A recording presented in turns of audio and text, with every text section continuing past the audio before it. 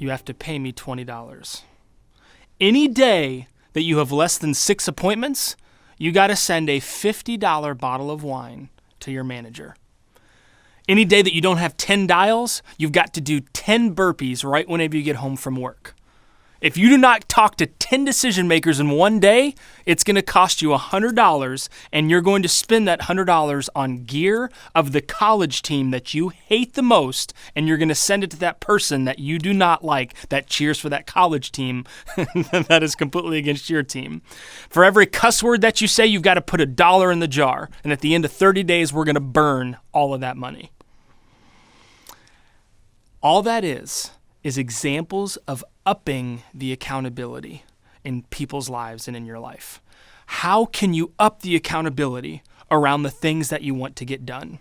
If it's going to cost you money, if it's going to hurt a little bit, or if it's going to just shame you in some way, I would encourage you to find ways to play that game, to up the accountability. I'm always finding ways to do this, especially with my coaching clients. How can you up the accountability in your life? Think about your friends. Think about your competition. Maybe the person that you sell against that constantly is beating you, or that person that you're constantly beating. Think about your family. Who would you hate to lose to? Who would you hate to actually have to do something for? Who's that person? I want you to get him in your mind right now. Who would you hate to have to give something to that is so annoying about X? Or what would you hate to do if someone was holding you accountable to that because you put them in place? What's cool about upping the accountability, it always involves another person. It involves another party, so to say. And that party holds you accountable subconsciously through what you have to do.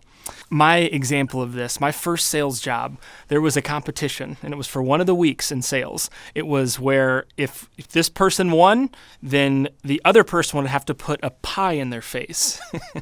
So I decided, I was actually doing really good at this job, at this career.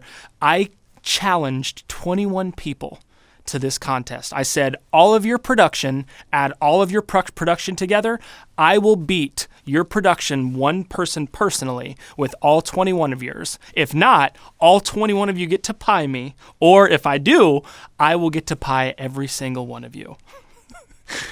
That was the best week I ever had in the history of that company, for me personally, was on that week. Because I didn't want to get hit with 21 pies. It was actually kind of funny.